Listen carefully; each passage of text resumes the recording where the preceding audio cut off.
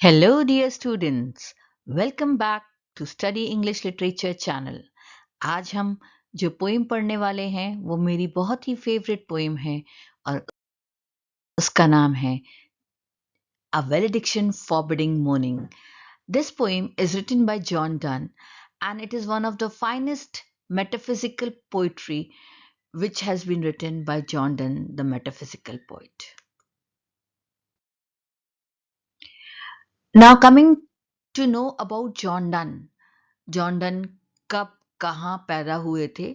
John Donne एक prosperous Roman Catholic family में पैदा हुए थे 22 जनवरी 1572 लंदन में। इनके फादर एक सक्सेसफुल आयरन मॉन्गर थे और इनकी मदर जो थी एलिजाबेथ हेवुड एक प्रोमिनेंट फैमिली को बिलोंग करती थी। बहुत अच्छे घराने से थे ये। डन ने अपनी अर्ली एजुकेशन जो थी वो हार्ट हॉल जो आजकल के हर्टफोर्ड कॉलेज जानते हैं Oxford at the age of 11 ही शुरू कर दी थी। फिर लेटर ये कैम्ब्रिज यूनिवर्सिटी में ट्रांसफर हुए थे बट इन्होंने कभी भी अपनी डिग्री पूरी नहीं की थी। In 1596, he entered the law of politics, working as a lawyer and serving as a member of the parliament. 1596 में ये लॉ और पॉलिटिक्स की दुनिया में आए और लॉयर भी बने और पार्लियामेंट में सर्व भी किया। पर इनका जो ट्रू पैशन था वो तो था लिटरेचर में और पोइट्री में। तो इन्होंने एक पोइम लिखी 1597 में जो कि इन्होंने एनॉनिमसली का मतलब है जिसमें इन्होंने अपना नाम नहीं लिखा और उसे पब्लिश कर दी, जिसमें बुक का टाइटल था या उस पोइट्री का टाइटल था सटायर्स, जिसमें इन्होंने अपना विट, इंटेलिजेंस और सटायरिकल स्टाइल को संबोधित किया था।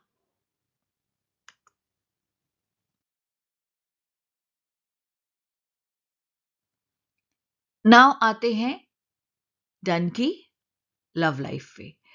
1601 में डन की लाइफ में ऐसा ड्रामेटिक टर्न आया कि उनकी लाइफ में उनका प्यार एनीमोर करके आई और डन ने इसी समय एनीमोर से शादी कर ली सीक्रेटली।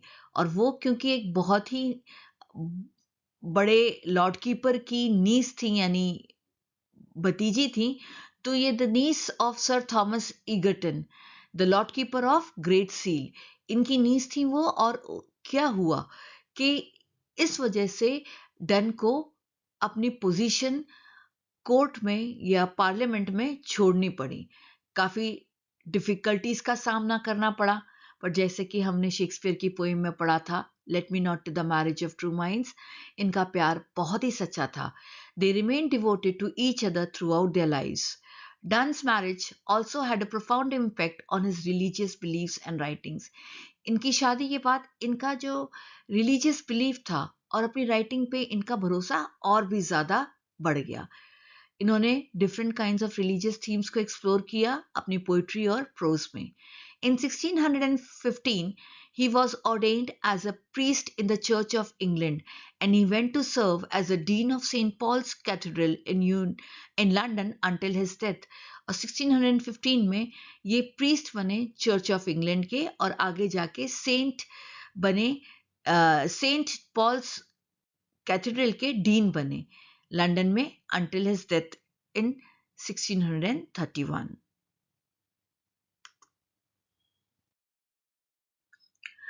डन का जो ये लिटरेरी आउटपुट है वो और भी ज्यादा डाइवर्स और प्रोलिफिक हो गया। इन्होंने रिलीजियस और फिलोसफिकल टॉपिक्स पे लिखना शुरू किया जो कि एक रेनेसा पोइट इसीलिए सेलिब्रेट किए जाते थे। इनकी पोइट्री धीरे धीरे कॉम्प्लेक्स मेटाफर्स, इंटेलेक्चुअल डेप्थ और exploration of themes such as love, death and spirituality के लिए जानी गई। डन का मोस्ट फेमस वर्क जो सॉन्ग्स एंड सॉनेट्स 1633 में पब्लिश हुआ और डिवाइन पोइम 1607 में। As in individual poem such as flea, holy sonnet number 10, death be not proud, a valediction forbidding mourning, ये बहुत ही ज्यादा इनकी फेमस हुई। और valediction forbidding morning is one of my favourite poems. His poems are admired for mastery of language, rich imagery and profound insight into the human condition. इनकी poems जो हैं वो इनकी language की mastery के लिए जानी जाती हैं और ह्यूमन साइकोलॉजी में इन डेप्थ इन्होंने स्टडी की जैसे उसके लिए भी जानी जाती हैं. John died in London on 31st of March 1631 at the age of 59. ये 59 years की एज में इनकी डेथ हो गई.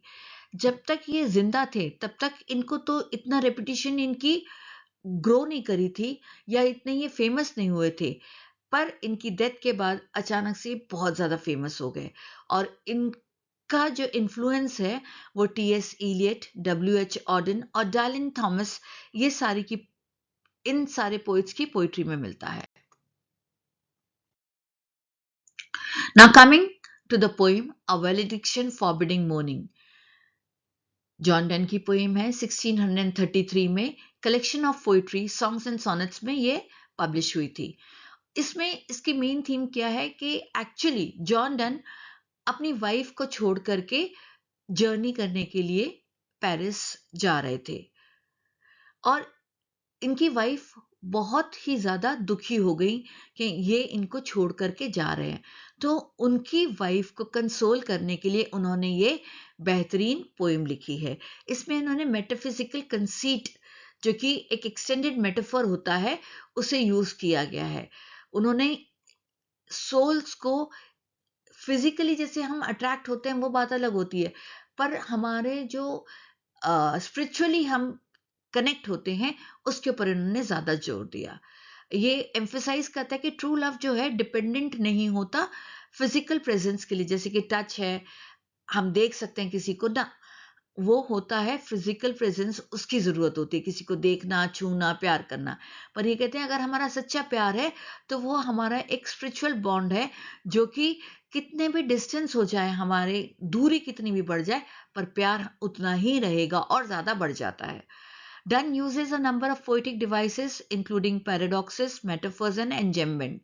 Enjambment मतलब एक तरीके का आप लाइंस को कंटिन्यू करते जाते हैं विदाउट एनी कॉमास या फुल स्टॉप के जरिए. और ओवरऑल वेलेडिक्शन फॉरबिडिंग मोर्निंग एक सेलिब्रेटेड एग्जाम्पल है जॉन डन के यूनिक स्टाइल और उनकी पोइट्री का. ये हम पढ़ेंगे आगे भी. नाउ अ वेलेडिक्शन फॉरबिडिंग मोर्निंग के हम पोइट्री के साथ साथ उसके पैराफ्रेजिंग के ऊपर भी थोड़ा सा ध्यान दे लें. As virtuous men pass mildly away and whisper to their souls to go, which some of their said friends do say no, the breath goes now and some say no. अब यहाँ done जो है अपनी wife को console करने के लिए कह रहे हैं, कंपेयर कर रहे हैं कि जो वर्चुअस मैन होते हैं, जो कि बहुत ही ज़्यादा सेंट किस्म के आदमी होते हैं, वो अपने सोल को कहते हैं कि शरीर से धीरे से उसको छोड़ दिया जाए, कि सोल को कहते हैं कि you quietly leave my body. पर जो उनके फ्रेंड्स जो होते हैं, जो उनके पास होते हैं उस एंड मोमेंट पे, वो कुछ कहते हैं कि देखो देखो इनकी सांस अभी जा रही है, कुछ कहते नहीं नहीं नहीं अभी भी जिंदा है, कुछ यानी कुछ लोग कहेंगे कि आप अभी जिंदा रहें और कुछ लोग कहेंगे शायद ये मरने वाले हैं. पर यहाँ ये अर्ज कर रहे हैं कि हम लोग जब डिपार्ट कर रहे हैं, अभी जब मैं आपको तुमको छोड़ के जा रहा हूँ, अपनी वाइफ को कंसोल कर रहे हैं कि हमारा जो डिपार्चर है, हम ये थोड़े दिनों की जो दूरी है वो बहुत ही क्वाइट और पीसफुल होनी चाहिए. So let us melt and make no noise, no tear floods, nor sigh tempests move. It were for profanation of our joys to let the lady of our love. ये emphasize कर रहे हैं कि अगर हम एक दूसरे से बिछड़ रहे हैं तो हमें आवाज नहीं करनी चाहिए, हमें रोना धोना नहीं चाहिए. जैसे कि आप कोई पुराने ज़माने में किसी की डेथ हो जाती तो बहुत ज़ोर ज़ोर से रोते थे या हम सांसें भरा करते थे, तो वो अपनी वाइफ को कंसोल करें कि ना रोना है हमें, ना तुम्हें सांसें भरना है, कि ये तो हमारे प्यार का, जैसे कहेंगे ना कि हम अपने प्यार को प्यार पे हमें विश्वास नहीं है, तो वो कह रहे हैं कि इट टू टेल द लेटी ऑफ अ लव. लेटी का मतलब है ऑर्डिनरी पीपल, जो आउटसाइडर्स हैं, वो क्या सोचेंगे कि इनकी वाइफ इतना रो रही हैं सिर्फ थोड़े दिनों की दूरी पे. तो ये सब लोग नहीं समझ पाएंगे। हमारा प्यार जो है वो जैसे कहते हैं ना कि इट इज ट्रू एंड ये कभी खत्म नहीं होने वाला। सो इसके लिए रोना धोना हमें नहीं चाहिए। Now, coming to the next two paragraphs. Moving of the earth brings harms and fears. Men reckon what it did and meant, but trepidation of the spheres, though great far is innocent. अब ये metaphor का use करके अपनी wife को समझा रहे हैं कि जब अर्थक्वेक आता है तो लोग डरते हैं कि कितना डिस्टरबेंस हुआ होगा, कितना अर्थक्वेक ने क्या हार्म किया है, क्या अलग अलग डिस्ट्रक्शंस हुए हैं। पर बोले कि तुम्हें पता है यूनिवर्स में जब आपस में पत्थर टकराते हैं उनकी आवाज भी हमें यहाँ नहीं सुनाई देती है, क्योंकि वो बहुत दूर हैं और हम यहाँ जो हैं हम उससे अनभिज्ञ हैं, वी आर इनोसेंट। तो वो कह रहे हैं एक्चुअली हमें एनालाइज करना चाहिए कि अगर हम दूर हैं, हम आपस में थोड़े दिनों के लिए दूरी है, पर हमारा प्यार उतना ही बरकरार रहेगा। डल sublunary lovers love, whole soul is sense cannot admit absence because it doth remove those things which elemented it। अब यहाँ वो कंट्रास्ट कर रहे हैं कि जो डल है, जो ऑर्डिनरी लवर्स हैं, जो अर्थली लवर्स हैं, वो कंसिडर उनके लव में जो मतलब फिजिकल जिनका लव होता है उनके लव में डेप्थ नहीं होती। जो स्पिरिचुअली लव करते हैं, जो एक दूसरे से आत्मा से लव करते हैं, उनकी जो प्यार में एक डेप्थ होती है। उनके लिए ये जरूरी नहीं है कि आप उनको अभी थोड़े दिनों के लिए छोड़ के चले गए या हमेशा के लिए छोड़ के चले गए। अगर वो आपसे सच्चा प्यार करते हैं तो आपसे सच्चा प्यार करते रहेंगे। अब आते हैं one of the most refined lines जो मुझे बहुत पसंद है। But we by a love so much refined that ourselves know not what it is, enter assured of the mind, careless eyes lips and hands to miss. अब ये अपनी wife को वो समझाते हैं कि हमारा प्यार तो इतना रिफाइंड है, इतना सच्चा है कि उसे सिर्फ हम दिमाग से अपने अंदरूनी प्यार से महसूस कर सकते हैं। इसके लिए जरूरी नहीं है कि हमारे हैंड्स हों जो हम एक दूसरे को मिस करें या टच करने की बात कर रहे हैं वो, या हम एक दूसरे को देख नहीं पा रहे, हम एक दूसरे को किस नहीं कर पा रहे, इसलिए हमारा प्यार कम होगा। नहीं, वो कह रहे हैं हमारा प्यार तो है वो बहुत ही ज्यादा रिफाइंड है, बहुत ही ज्यादा प्यूरिफाइड है, क्योंकि ये स्पिरिचुअल है by nature. Our two souls therefore which are one, though I must go, endure not yet a breach, but an expansion like gold to airy thinness beat। अब वहां अपनी वाइफ को फिर से श्योर करे, अलग अलग तरीके से अपनी वाइफ को श्योर करने की कोशिश कर रहे हैं कि हमारा प्यार सच्चा है। तो वो कह रहे हैं कि जैसे दो सोल को एक हो जाते हैं, वैसे ही हमारा प्यार है। हमारी बॉडीज दो हैं पर हमारा सोल तो एक ही है। वो बोले कि हम गोल्ड, आप सोना जानते हैं, सोने को जब हम कूटते हैं, वो कितना भी कूट ले, पर क्या सोना अपनी क्वालिटी खो देता है? नहीं।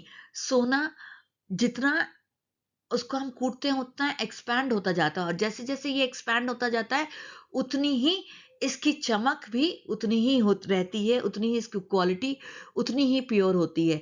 ऐसा नहीं है कि सोने को बीट करने के बाद वो टूट जाता है, तो ऐसा नहीं है कि हम भी दूर हो जाएंगे तो हमारा प्यार छूट जाएगा।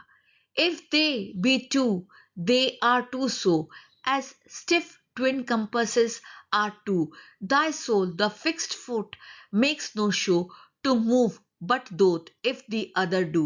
अब ये अपनी वाइफ को कंसोल करने के लिए कह रहे हैं कि अगर हमारा प्यार जो है वो एक कंपस की तरह, इन्होंने यहाँ अपने प्यार को मैं कंपेयर किया है कि हमारा जो प्यार है वो एक कंपस की तरह है। कंपस क्या होता है? जो हम ज्योमेट्री में यूज करते हैं कि अगर हम अलग हैं यहाँ बॉडीली, पर हमारा सोल जो है वो यहाँ ऊपर जो वो एक हो जाता है कंपस। तो उन्होंने कहा कि कंपस जैसा एक होता है, हमारी बॉडी दो होंगी पर हम ऊपर से फिक्स्ड होंगे। And though it in the centre sit yet when the other far doth roam, it leans and hearkens after it and goes grows erect as that comes home. बोले कि हमारा कंपास की तरह है, जैसे कंपास से अगर हम गोल फेरा करते हैं, आप लोगों ने देखा होगा, आप सर्कल बनाते हो अगर कंपास से, तो एक जो फुट जो बीच में होता है वो सीधा इरेक्ट खड़ा होता है, एंड दूसरा वो घूमता है, तो ये वाला फुट जो भी है उसको हेल्प करता है घूमने में। तो बोलता है ऐसे ही हमारा है, हमारी जो फिजिकल डिस्टेंस जो है वो हमारे सोल्स का है, वो एक ही है, पर हमारी बॉडी जो है एक दूसरे से अलग होंगी। तो इसलिए जैसे जैसे मैं घूमूंगा वैसे वैसे तुम भी मेरे साथ साथ रहोगी। Such will thou be to me who must, like the other foot, obliquely run. Thy firmness makes my circle just and makes me end where I begin. अब वो कह रहे हैं कि तुम्हारा जो तुम एक पॉइंट पे, यानी जो घर पे तो जो मेरा वेट करोगी स्टेडफास्टली, या तुम मेरे साथ साथ जैसे मैं जा रहा हूं, तो तुम थोड़ा सा मेरे संग लीन करोगी और मेरी हेल्प करोगी कि मैं वहां जा करके वापस आ जाऊंगा, तो ये हमारी लाइफ जो है वो कंप्लीट हो जाएगी, परफेक्ट होगी। क्योंकि जहां से मैंने शुरुआत की थी, मैं तुम्हें छोड़ के जा रहा हूं, फिर आएंगे तो हम दोनों एक हो जाएंगे। तो ये अपनी वाइफ को बहुत अलग अलग तरीके से समझाने की कोशिश कर रहे थे, क्योंकि इनकी वाइफ बहुत ज्यादा परेशान थी कि ये जा रहे हैं इन्हें छोड़ करके। और इतनी प्यारी इन्होंने रेफरेंसेस दे करके अपने प्यार को कंपेयर किया है और मेटाफर्स का बहुत यूज किया है अपनी इस पोइट्री में। अब आते हैं हम इंपॉर्टेंट एमसीक्यूज पे। First, John Donne was a 16th century English poet, 17th century English poet, 18th century English poet या 19th सेंचुरी। हम जानते हैं कि जॉन डन का जन्म 1572 में, तो ये मतलब 16th सेंचुरी शुरू हो चुकी थी, तो he was a 16th century English poet. Which of the following is one of John Donne's most famous poem? Ode to a Nightingale, The Wasteland, The Love Song of J. Alfred Prufrock या The Flea? तो Alfred John Donne की जो most famous poem है वो the flea है। What was John Donne's occupation before becoming a poet? John Donne poet बनने से पहले क्या थे? हम जानते हैं कि ये चर्च में काम कर रहे थे, तो he was a clergyman. Which of the following is not a theme found in John Donne's poetry? Love, death, religion या साइंस? तो जॉन डन की पोइट्री में हमें साइंस नहीं मिलता, जबकि उन्होंने साइंस का भरपूर यूज किया है। वैलिडिक्शन फॉरबिडिंग मॉर्निंग में अर्थ का बताया, यूनिवर्स से कंपेयर किया, कंपास से कंपेयर किया अपने प्यार को, पर साइंस के ऊपर इन्होंने पोइट्री कभी भी नहीं लिखी थी। What is the metaphor that Donne uses to describe the couple's love in a valediction forbidding mourning? वो कौन सा मेटाफर यूज करते हैं अपने प्यार को इस प्यार का इजहार करने के लिए? A rose, a bird in flight, a compass, a tree. तो जैसे कि आप जानते हैं उन्होंने अपने प्यार को कंपस से कंपेयर किया है, कि जैसे कंपस होता है ज्योमेट्री का जो हम यूज करते हैं, तो उससे इन्होंने कंपेयर किया है। What is the main theme of valediction forbidding morning? The inevitability of death, the beauty of nature, the power of love, the importance of physical touch. तो वैलिडिक्शन फॉरबिडिंग मॉर्निंग की main theme क्या है? प्यार। वो कहते हैं कि जो हमारा प्यार है वो पावर ऑफ लव ही सही आंसर है। Which of the following is a collection of John Donne's poetry? The Canterbury Tales, Divine Comedy, Songs and Sonnets and Paradise Lost? हम जानते हैं जॉन डन की पोइट्री का कलेक्शन, पोइट्री के collection को songs and sonnets नाम दिया था उन्होंने। John Donne's poetry is associated with which literary movement? Romanticism, realism, metaphysical poetry और मॉडर्निज्म? जैसे कि हम जानते हैं जॉन डन एक मेटाफिजिकल पोइट थे, तो इनकी poetry literary movement metaphysical poetry से कनेक्टेड है। John Donne's poetry is known for its serious tone, humorous tone, both A and B. तो हम और नन ऑफ द अबव, तो इन्होंने अपनी पोइट्री को सीरियस और ह्यूमरस टोन दोनों ही दिया था, तो आंसर है A and B. John Donne is known for his use of imagery, metaphors, both A and B, none of the above. तो इसका आंसर होगा both A and B. John Donne was born into what class? Nobility, middle class, working class या peasant? तो हम जानते हैं इनके father बहुत रिच थे, तो he was born into the nobility class. What event in John Donne's life led to a significant change in his religious beliefs? The death of his mother, the death of his father, his marriage to Anne More, और his appointment as royal chaplain. तो हम जानते हैं कि इनकी poetry में या इनकी लाइफ में सिग्निफिकेंट चेंज आया है जो रिलीजियस बिलीफ्स को लेके आया है उनकी वाइफ एन मोर की वजह से या उनकी शादी his marriage to Anne More. Which of the following is not a characteristic physical poetry, a style that John Donne helped to popularize?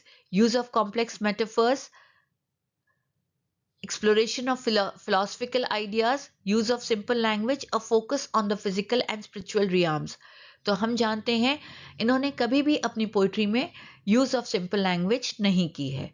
Which of the following poets was influenced by John Donne's style and themes? William Shakespeare, William Wordsworth, T.S. Eliot या Emily Dickinson? We know that John Donne ने influence किया था T.S. Eliot को in writing his poetry. What does the use of word sublunary suggest about the type of love being described in a valediction forbidding mourning?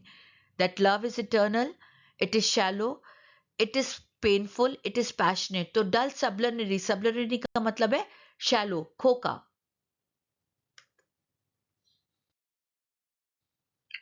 Who is the poem A Valediction Forbidding Mourning addressed to?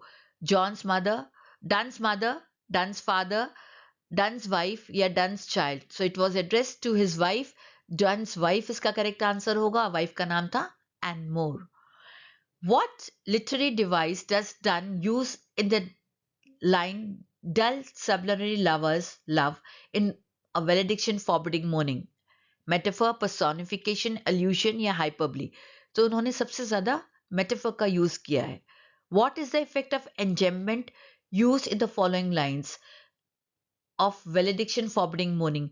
So let us melt and make no noise, no tear floods nor sigh tempest move. तो इन्होंने एक line से continuation करके दूसरी line को, दूसरी से तीसरी को कनेक्ट किया और तीसरी से चौथी को. तो यहाँ जो है it emphasizes separation between the couple, it emphasizes the unity between the couple, it slows down the pace of the poem, it speeds up the space of the poem. तो यहाँ इनका आंसर होगा it emphasizes the unity between the couple. Thank you. I hope you have liked this. Please like, share and subscribe to my channel. मैं कहना हमेशा भूल जाती हूँ अपने शुरुआत में कि मेरे चैनल को प्लीज़ सब्सक्राइब करिए और अगर आपको पसंद आया और डिटेल्स के लिए you can visit my blog www.studyenglish.com. Thank you.